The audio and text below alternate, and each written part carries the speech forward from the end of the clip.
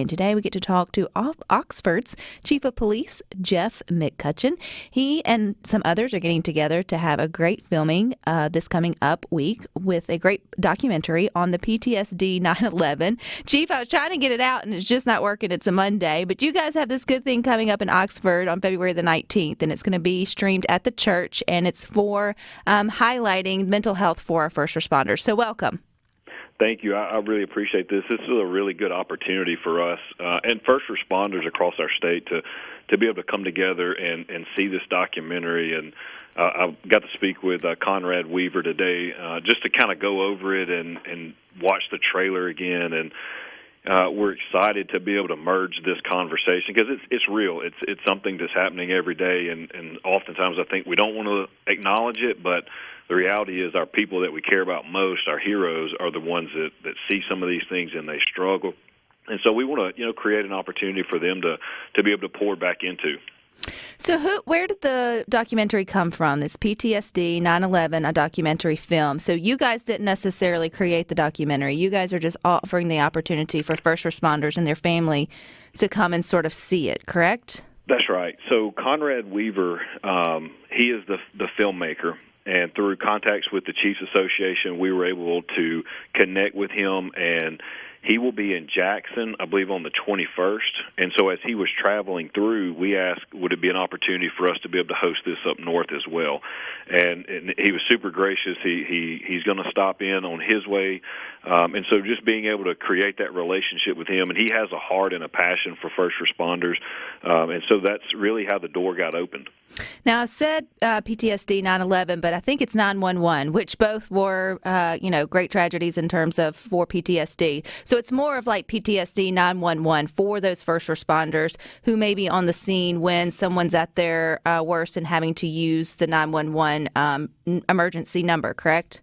It is. It highlights three first responders as they deal with the aftermath of tragic events. And when you get into looking at our first responders, I think the general public maybe sees 3 or 4 traumatic events in their lifetime, but first responders see almost 200.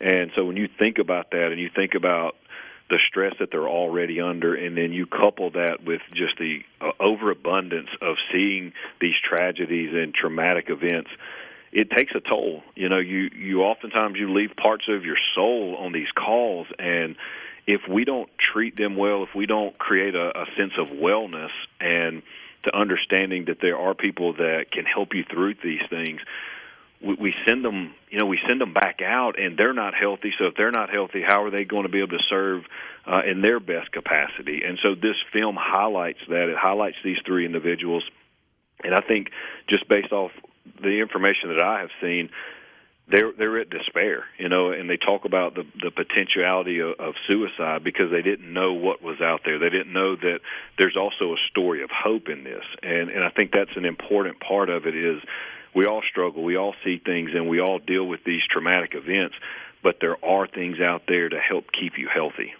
And I know times are changing, Chief. I mean, just us having this conversation here on Good Things, you guys having the opportunity for first responders and their families to see a documentary like this. You've now got first responders of Mississippi with Ruth Ann Rigby and her husband who are bringing this to light. But how are our first responders responding to all of this change and sort of bringing awareness? Are they opening up? Is it getting through? Is there still stigma that needs to be sort of tackled? I think it is. The door is open. I think you're seeing a trend. I think you're seeing a change. And generationally, especially in law enforcement, we had such a push over the last few years that, a lot of people got out. And so you're hiring younger staff. And so those younger staff, they do want to be poured into. They do want longevity in this career. And, for our older hands, it can be difficult, right? Teaching someone something new, they've processed a certain way, and the cool thing is it's creating a conversation, and to be able to talk to them about, we want to get you in healthy, right? And then we want to be able to create a work environment that pours back into you and takes care of you. If we injure someone's shoulder on the job, right? We make sure they get the training and the rehabilitation that they need, and we put them back out there. And the same concept has to be that way with our mental health. And we can't look at that as a broken person or a broken system. We go back, we train, we retrain, we create healthy systems, and then we get them back at doing the things that they love and that they're good at. I was looking at some numbers this weekend, and some of them deviate, but anywhere from the age of 57 to 61 is the life expectancy of a first responder.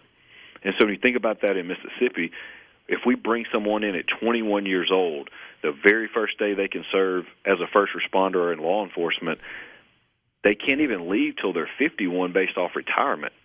So we've got them a decade. Wow. Yeah. I mean, that we've got to create a better platform, a better system. We've got to put some things in place. These people are our heroes. Like, they pour their life into this job, and then the system can wreck them. And then we send them out at retirement, and we're not leaving them healthy. You know, we've got to put some things in place to take care of these people. And two, I think you will start getting more people interested in the first responder field if they start to see, too, that there's open communication or opportunities for their whole person to also be taken care of, right? I mean, you think about in terms of passing down the job, younger generations may not want to follow in their parents' footsteps if they see the toll it took on them. But if they recognize a change in the industry, then maybe they will see themselves as wanting to follow in the path of the one that they saw, because it can be hard if you see the toll that when they come home as mom or dad or aunt or uncle, and so that may deter you from wanting to follow your passions. Yeah, no, you're spot on. I mean, if we don't create those type of environments, who wants to get in, right? If we're not producing healthy people, if we're not looking for ways to protect them mentally and physically and financially, then your ability to recruit is not going to be there. We have to create wellness programs. People love doing this job, but we have to also win the family. All right, so when they're talking about applying, are they being encouraged by their family? Are the families, they're going to worry about the high divorce rate? Are they going to worry about the financial strain? The mental health strain? I mean, there's so many aspects to being a first responder that if we don't come up with a program and some habits to create better and healthy people, then you're going to see your recruitment numbers stay low, right? You're going to see people who go do different things or just get out of the field, and we all know we cannot survive as a society without great first responders. Amen. I wouldn't want to live in one without any. I know that. Right. I don't necessarily want to see them every day, Chief, but I want to know that you're there if I need you. That's right. Okay, and if we need to come out and see this film, and obviously it's for first responders, it's for their family. I think it's also open up to the community. That's next Monday. That's going to be February the 19th. Where is it going to be, and is there a cost associated? So we're hosting it at Pine Lake Church, which is off of Pat Patterson Parkway. There is no fee. We are asking that if you feel led to donate to first responders of Mississippi, we'll have a way to do that there on site. But also, it is for first responders. It is for their families. But we want our community members to come. We want our elected officials to come. We want everybody to come and partake in this, because if you don't understand, you don't know what you don't know. And so we would want our community to come and just see what your first responders are going through, the struggles, the difficulties, because there are times where you see a snippet of something on television or on Facebook, and you need to understand that there's so much more to the call. There's so much more stress that goes involved, and it's not over when the call is over. A lot of times this goes home with people, and I think we will get better understanding, we'll get better communication, and we'll get better compassion for our first responders when we get that complete buy-in from our community. Chief, what led you into law enforcement? It's so cliche, but it truly is. It's just a sense of service, of just purpose. I didn't ever want to leave Earth feeling like I didn't do something for somebody else. And it'll be 22 years in this field this summer, and there's not a day that goes by that you don't get the opportunity to impact someone positively. And there's no greater job that I can think of than that. And it brings you joy. Like, it brings you this sense of purpose, and you leaving something better than you found it.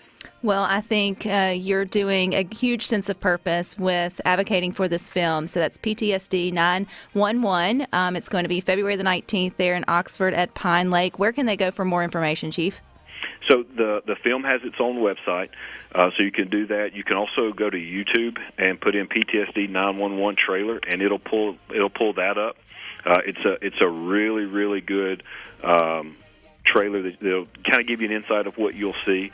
You can follow us on social media. We're pushing some information out, so any of those avenues will take you where you need to go. Well, I appreciate your time, Chief, and you guys stick with us. We got more for you coming up next.